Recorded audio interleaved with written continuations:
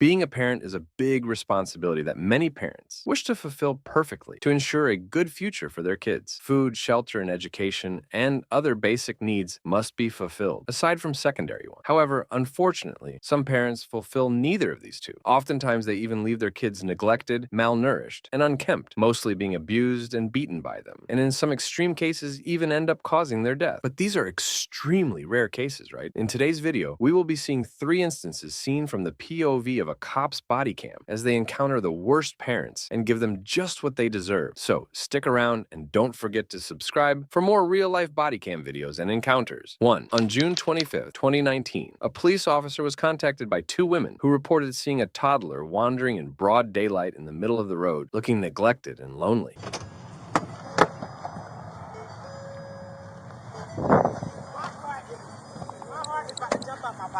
Okay. Yeah. Who's? Did we find? No. I just pulled over. I found him. Man, my heart is about to jump out my body. They were walking in the road. Yes, it's baby. He actually. Oh, I know where it is. I think I'm pretty sure I know which one. He's from that one right there. The child was only wearing a dirty diaper, and his arms were covered in bug bites. The woman stopped her car in the road to intercept the child and prevent any cars from hitting him. A mail carrier also helped out until help arrived. The policeman reached the scene where the little boy was held by the woman who found him wandering US1 in a soiled diaper, who also happened to be the one who called the cops alongside another lady. The 2 women expressed concern over the child being in harm's way. The 2 women cooperated with the policeman as he set on to investigate. Later, he discovered that the parents of this child were already known offenders since he's been to their house once in the past over repetitive complaints. The cop then proceeds to humor the little boy, even placing him in his car and letting him see the car's blue lights. Oh no, the car's rocking. It's a hot one out here, ain't it? Whew.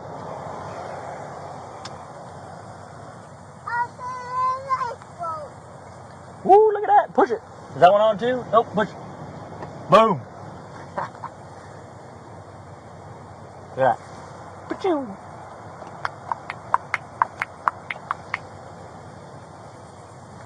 Oh, get that mosquito. Later on, he goes and summons the parents. Near his car, 28 years old Yajira Tirado and 25 years old Jacob Kruger came out to talk to the policeman. He then orders the man to go at least change his son's diaper and dress him up.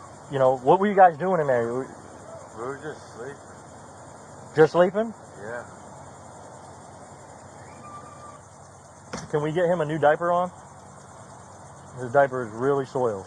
Once the cop confronts the mom and tells her that she's getting arrested, she bursts into tears as she's being cuffed. The cop then cuffs the father as well and arrests him, despite protesting. Upon further search and questioning, deputies said the couple appeared to be under the influence of drugs and said the home as filthy. Later on, during the court hearing, the judge ruled a bond was set at $5,000 each for Tirado and Kruger, said Ludmila Lelis, court communications officer for the 7th Judicial Circuit of Florida. This, however, wasn't even the first time this has happened to Tirado, who was already charged with child neglect after a young child called 911 in January 2018. Deputies found 2 children left alone with a loose, aggressive dog in the house and an unsecured shotgun and ammunition, deputies said. The judge found probable cause on the charge of neglect of a child, and a public defender was appointed, Lelis noted. If Tirado is released from jail, she is also required to go to pretrial services supervision while her case is pending, and it's safe to say that both parents have no other choice but to change their behaviors, because if they don't, then they should expect a lot of coming in and out of jail. 2. This is by far one of the most unsettling cases where a parent goes as far as to sacrifice the life of their very own child for their own selfish safety. The video was recorded in January 27, 2023 at a hospital where 19-year-old Alexia Treviso was recovering. The young lady was complaining from a sudden back pain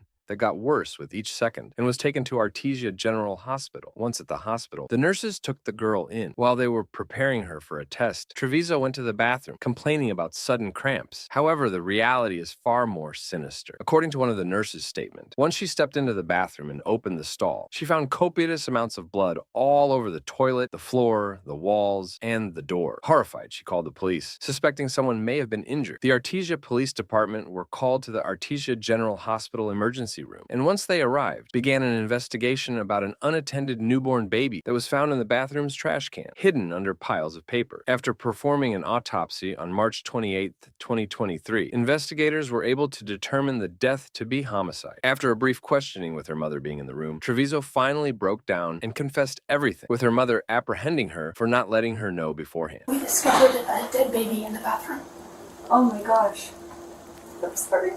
He came out at me and I didn't know what to do. Next. The hospital's staff told everything to the police about Treviso's strange demeanor, her lies about not having sexual relations or being pregnant, her denial, her attempts in hiding the baby's corpse, and how it was all traumatizing for them. Treviso gave a tearful statement, often referring to her own newborn as she was charged on January 27, 2023 for first-degree murder and tampering with evidence. Treviso will be in court in 2024 for those charges. Her court date's currently set for 2024 for charges of murder in the first degree, also known as abuse of a child resulting in death, and tampering with evidence. Formal charges were filed on May 10, 2023, after a criminal complaint was approved. She was charged with first-degree murder and tampering with evidence. According to New Mexico court documents, Treviso has a pretrial hearing on July 22, 2024, in the 5th Judicial Court in Carlsbad, New Mexico. Her jury trial is set for August 26, 2024, in the same court, but these dates are subject to change. Either way, it looks like this is the only way Treviso will learn her lesson. The third and the last video is a chilling proof of why every child deserves a parent, but not every parent deserves a child. It all started in March 2021 when Brittany Gosney and James Hutchinson contacted the cops about their child, James Jr., being missing. The parents, however, were already known for being neglectful parents, having been treating their 3 children with little to no care, often not even bothering to feed them anything other than microwaved Hot Pockets. The couple were taken for questioning to find out more details about the incident in hopes of finding their son, but it was already too late. After a while, the body was found in a terrible condition in their house. The parents were taken back for some questioning, but this time the detective had something else on his mind. If these two give different stories about what had happened, then there's hope that they'll be able to find a clue and perhaps lock the bad guy in jail. During questioning, the couple seemed calm about their child being dead, with Brittany even cracking jokes and laughing when the cop asked her whether James was mischievous or not. James told the police that it all started after sharing dinner with his family. Once he was about to tuck his kids to bed, he noticed James missing. They got back to questioning Brittany, but not before taking their children's statement about the whole ordeal, who confessed that James was the most neglected out of the 3. Sometimes he would be served only a plain piece of bread while his family ate dinner or lunch. James confessed that it was his girlfriend's fault that little James had died. He states that she had taken them to a place named Rush Run Park, a remote area in the town, because they were misbehaving, and she wanted to teach them a lesson, intending on leaving them behind. However, little James ended up tripping and fell on his head, dying in the process. He also said that she was the one who brought his body back to the house and placed it in little James's bedroom. Whether it was a response to her own wrongdoings or trying to fix her mistakes, it's needless to say that this is one of the most terrible, disgusting, and outright lunatic things a mother could ever do. James, convinced by the officers that his partner has confessed everything, went off on describing that Brittany was also the one who orchestrated their plan on contacting the police to report their son's disappearance. However, he ended up also talking about his role in everything and how he helped her out in the process, making him an accomplice in this heinous crime. Once asked again about what Brittany told him about his son's cause of death, James said that she had been telling him multiple stories. Upon questioning Brittany once again, she told the officers a much different story. In this version, she tells them that she was about to abandon her kids at Rush Run, near a bathroom stall, and as she was exiting the park, little James had his hand on the door handle. While he was hanging onto it, Brittany drove off and ended up dragging him, making him fall taut he ground. Thinking that he hurt his knee, she got out of the vehicle to see what has happened, and there laid the lifeless body of James. The father took James's body and laid him on his bed upstairs, or at least that's what she claimed. During one of James's attempts to fool the officers and place the blame on his partner only to come out clean, he is confronted for trying to twist the truth, and after yet another grueling questioning with Brittany, she tells them that dumping James in the river was his own idea, since he wanted to dispose of the body so bad. And in a foolishly cold attempt to lie and ping-pong the blame to her partner yet again, she told the police that their little boy had died because James beat him up, and that her 2 other kids carried their dead brother up to the car, where she drove them to the park. All three of them, and James's dead corpse. The cops called her out for lying and also chastised her for also beating her kids. And finally, Brittany, after being calm the whole time, talking about her baby boy dying in a cold, uncaring tone, finally broke down and admitted to killing her own son. According to both James and Brittany, the body of 6-year-old James Hutchinson Jr. was dumped in the H.E. Ohio River near Lawrenceburg, Indiana, where his parents had planned the dropping him off of the bridge above said river to hide the evidence. Brittany tied a brick to her dead son's chest to make the body sink deep down the river, hiding anything that would make her look bad in the most grotesque and inhumane fashion. After appearing in the court and verifying the stories and the evidence, the judge gave James Hutchinson 21 years to life in prison for tampering with evidence, parental neglect, child abuse, tampering with a dead body, and helping Brittany Gosney, who was arraigned for the murder of her son. A memorial bench was installed at James's school where he used to go. He was known among teachers and kids for his kindness, his bubbly personality, and his cheerful demeanor. No sentence will bring James back, one of the teachers said. All we can do and hope is that his death is not in vain. Our hope is that his legacy shines a light on child abuse. But as we all know, this isn't the first or the last case where an innocent child gets betrayed by their parent. That's it for today's video. Thank you for watching, and we hope to see you soon on more BodyCam POV videos. Don't forget to subscribe for similar content.